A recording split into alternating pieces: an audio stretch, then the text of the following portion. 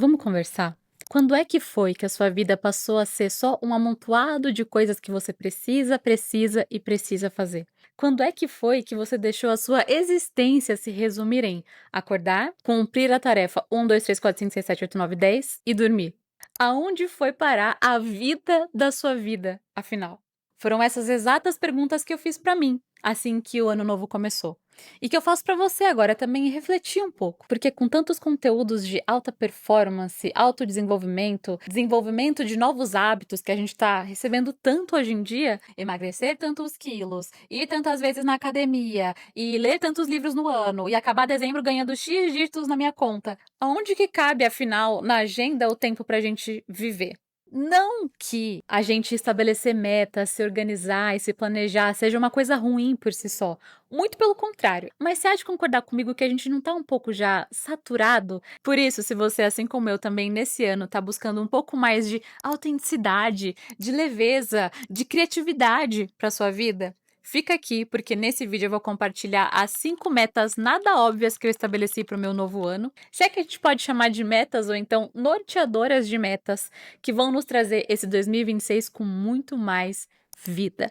A primeira meta não tá aqui sem motivo. É justamente por ela que eu comecei a traçar as demais que vêm a seguir, que é discernir qual é o momento, qual é a estação de vida que eu tô vivendo nesse ano. E quais são as coisas, sim, nessa hierarquia da minha estação que estão no topo e que não são tão importantes assim.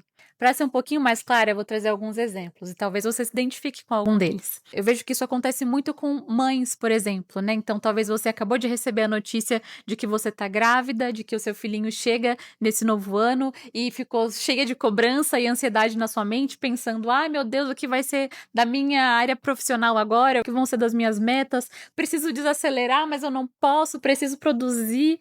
Mas entende que quando a gente traz discernimento, a gente para de se cobrar e talvez coloca até sua meta para esse novo ano como diminuir o ritmo. Sim, diminuir o ritmo é o que eu preciso para viver essa nova estação com graça.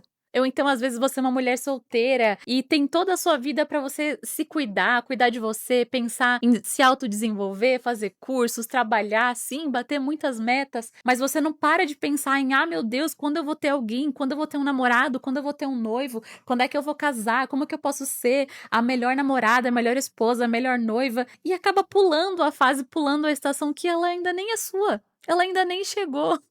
Então aproveite isso, desfrute isso e não traga metas de outras estações para sua estação de agora. A graça na estação que você está. É engraçado que eu acho que isso é muito vivo nas mulheres, né? A gente analisa os nossos próximos 6 meses e a gente coloca como meta estar malhada, ter um relacionamento dos sonhos, ter o corpo dos sonhos, ter o emprego dos sonhos, ter a casa dos sonhos, ter o carro dos sonhos, enquanto ainda me planejo para ser mãe e equilibrar todos os pratos que disse anteriormente. Cara, tô vendo que é muito louco, é muito irracional, é nada humano esse movimento que a gente faz. Porque talvez sim, ali nos 105 anos, deitadinhas ali pra morrer, a gente reavalia a nossa vida e enxergue que a gente viveu sim todas essas estações, mas eu tenho certeza que cada uma delas teve o seu tempo. É muito difícil, pra não dizer impossível, encontrar alguém que vive todas essas estações em simultâneo na vida.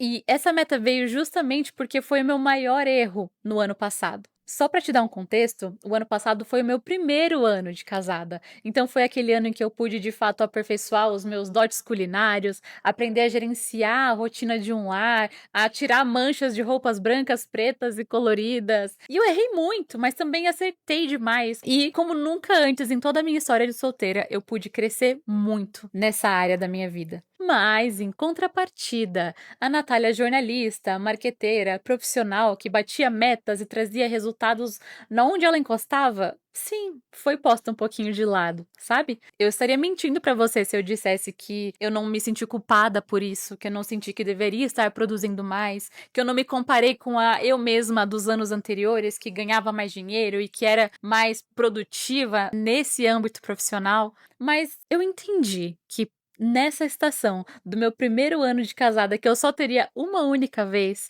essa Natália precisou brilhar. E a Natália profissional precisou só tirar um pouquinho o pé do acelerador. Mas isso não significa que os anos não passam, os meses não passam, a gente não se adapta, as nossas fases não voltam, as nossas temporadas não mudam, e aí a gente volta a fazer aquelas coisas, mas tirar um pouco da cobrança é justamente o que nos faz performar, às vezes até melhor, com mais entrega naquela coisa em específico. Já a minha segunda meta tem muito a ver com o assunto que a gente começou esse vídeo, que é sobre nós querendo nos livrar da era da performance e trazendo um pouco mais de propósito e significado para nossa vida. Então, como minha segunda meta, eu coloquei fazer coisas que preciso e que gosto de fazer. E quer um exemplo perfeito para você também colocar na sua rotina? Pensa aí uma coisa que a gente sempre fala que precisa, né? Por exemplo, leitura.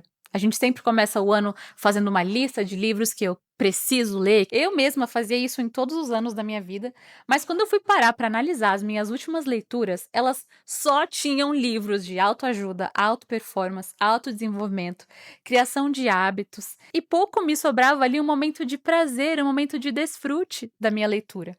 Então essa foi uma das primeiras coisas que eu mudei esse ano. Eu trouxe sim livros clássicos, literários, que eu pudesse só me deleitar ali nas palavras ditas, sem ficar doida andando com um marca-texto, grifando cada coisa importante. Não, eu quero tirar um momento da leitura, porque sim, eu sei que a leitura é importante, eu sei que ela me desenvolve, eu sei que ela aumenta meu repertório, eu sei que ela aumenta o meu foco, mas por que não trazer um pouquinho de desfrute, um pouquinho de prazer, um pouquinho de deleite, de beleza para algo que eu já preciso fazer? Então pensa aí, quais são as coisas que você precisa fazer? Você precisa exercitar o seu corpo, fazer uma atividade física, ok. Mas o que você pode juntar de desfrute nessa tarefa? Será que ao invés de ir na academia 7 vezes por semana, você pode colocar algum momentinho aí de alguma caminhada no parque, para você ver as árvores, escutar os pássaros, ou então só mesmo fazer em casa, não ir para academia naquele dia, fazer um exercício ali no conforto da sua casa, que você possa só desfrutar e fazer com prazer aquilo, porque eu te garanto que isso vai te ajudar muito a trazer exatamente o que você busca, que é constância. Então a leveza também, de certa forma, nos traz constância. Estamos muito acostumadas a, se eu me sacrifico e se dói, então vai valer a pena matar todas as minhas preferências, só que vai me manter firme nesse propósito. E eu entendo a beleza desse pensamento, mas eu quero só trazer um contraponto para você pensar que nem sempre precisa ser assim. E caminhando em cima desses pensamentos de discernir a minha estação, tem coisas que eu preciso, mas também gosto de fazer, então vou colocar elas ali na rotina. Vem a minha terceira meta, que é tirar do papel aquela única coisa, aquela uminha coisa que eu sei que não passo um dia inteiro sem pensar. Sabe aquela uma coisa que você olha para sua vida e você fica empurrando com a barriga de ano a ano, mas que você sempre imagina, cara, o dia que eu fizer essa uma coisa, a minha vida vai ser uma antes e uma totalmente diferente depois. Cara, no dia que eu fizer essa uma coisa, eu vou me sentir a mulher mais corajosa, mais autêntica, mais cheia de vida que eu tô buscando. Então, eu acho que chegou o ano de você fazer essa uma coisa. Talvez essa sua uma coisa seja essa transição de carreira que você tá tão resistente a fazer, ou às vezes a sua uma única coisa não é algo tão assim monstruoso, é uma coisa mais simples, como simplesmente sair desse emprego que só te esgota, que só te mina a vida e começar a mandar currículos para quem sabe conseguir algo melhor. Saia do confortável rumo ao seu único desconhecido, que pode trazer as tantas mudanças extraordinárias que você espera para o seu 2026.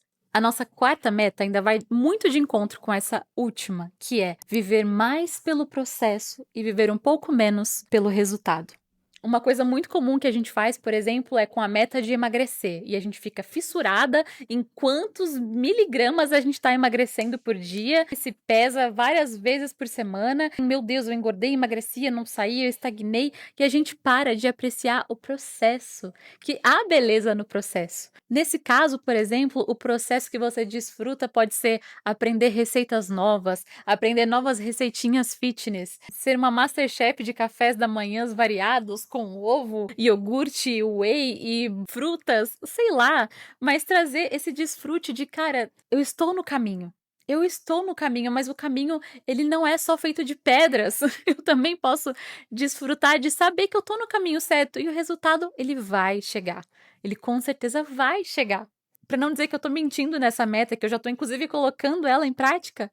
Aqui, ó, esse canal, esse vídeo, esse meu primeiro vídeo lançado ao mundo, era algo que eu sonhava muito, mas é óbvio que eu não posso colocar pra mim mesma uma meta muito grandiosa de uau, o meu primeiro vídeo vai ter 10 mil visualizações, daqui a pouco eu vou ter 100 milhões de inscritos. O resultado, sim, vai ser muito bom, mas o processo é muito melhor.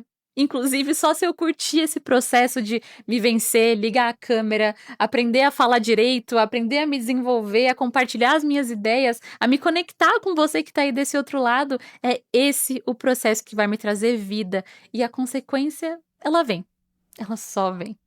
E a quinta e última meta, eu tenho pra mim que ela é a mais importante pra esse meu ano. E se você esquecer de tudo que eu falei aqui nesse vídeo, mas você ficar com uma única informação, que seja essa quinta meta, que é: convide Deus para ser o sócio majoritário dos seus projetos. E sendo bem vulnerável, abrindo meu coração aqui pra você. Acho que já deu pra perceber, né, que por muito tempo da minha vida eu coloquei como se o meu esforço fosse tudo o que pudesse me gerar resultado. Fosse o quanto eu me entrego pra aquilo, o quanto eu faço aquilo acontecer, o quanto eu esmurro, esmurro, esmurro a porta até ela abrir. E parece meio doido, né, mas nas fases da minha vida que eu mais desfrutei dos resultados e de coisas grandiosas que eu não sei nem explicar, não foram as fases que eu estava dependendo só de mim mesma, não foram as fases que eu estava esmurrando as portas para elas abrirem. Foram as fases que eu mais convidei Deus para ser o sócio majoritário dos meus projetos. Que é um exemplo muito prático disso, é quando a gente tá num ano muito apertado financeiramente e tudo que a gente precisa é só daquele pequenino aumento salarial. E a gente pensa, cara, se eu tivesse esse pouquinho a mais, eu já ia me aliviar, minha rotina já ia ser boa, já ia tudo fluir, tudo ia dar certo. Eu preciso muito, vou colocar isso como meta. Mas se você for parar pra pensar bem, você não tem controle nenhum se isso vai dar certo ou não. Até porque não dá pra entrar na cabeça do chefe, fazê-lo te valorizar. Por mais que você traga resultados e resultados e resultados, isso não é sinônimo de ser valorizado. Você concorda comigo? Mas quando a gente tem Deus, a gente acredita que o fruto de tudo isso que eu tô plantando hoje, dessa dedicação, desse trabalho, dessas metas, desses resultados que eu tô trazendo, ora podem me dar uma promoção nesse lugar que eu estou, ora podem me fazer ser reconhecida por um outro empregador, numa outra empresa, num outro lugar, que vão me oferecer aquilo que eu tanto espero. Porque mais do que confiar no empregador e numa empresa, eu confio em Deus. Mais do que delegar toda a valorização dos meus esforços para um homem, eu entrego para Deus, que no tempo certo há de fazer as minhas pequenas sementinhas florescerem, fortificarem, criarem raízes. Tenta visualizar talvez uma semente. A gente tem sim a nossa parte de fazer aquela semente florescer. Então a gente vai comprar a semente, a gente vai arar a terra, a gente vai plantar a semente, a gente vai regar a semente, a gente vai ver se o solo tá faltando algum nutriente, se tem algum germe, se há alguma erva daninha, se eu preciso podar ou não podar. Mas entende que o florescer, o enraizar, não tá no nosso controle? Que cabe a Deus mandar a chuva, cabe a Deus mandar o sol, cabe a Deus abençoar o solo que pode morrer ou reviver do absoluto nada. Então isso tem muito a ver com os nossos projetos, isso também tem muito a ver com trazer vida para nossa vida. Saber que depois de um dia muito árduo de trabalho, a gente pode deitar a cabeça no travesseiro e simplesmente orar. Deus, eu fiz tudo o que podia. Agora eu confio em você. Então, se você ficou até o final desse vídeo, eu desejo que o seu ano seja de muito discernimento de temporada, que você viva a sua temporada integralmente, que você faça as coisas que você precisa fazer e que você gosta de fazer, que te tragam vida, vida em abundância, que você pare de procrastinar aquela sua uma única coisa e que você veja a sua vida sendo transformada e portas sendo abertas e escancaradas na sua frente ao longo desse novo ano. E que mais do que tudo isso, você seja feliz no processo, confiante e descansada que Deus é o sócio majoritário de tudo aquilo que você toca. Se esse vídeo fez sentido, se você gostou, então já deixa aqui o seu like, não deixa de se inscrever também no canal, porque este ano a nossa uma coisa é não procrastinar mais esse canal do YouTube. E sim, colocar vídeos novos toda semana. Então, muito obrigada pelo seu carinho. Um beijo e até o próximo vídeo.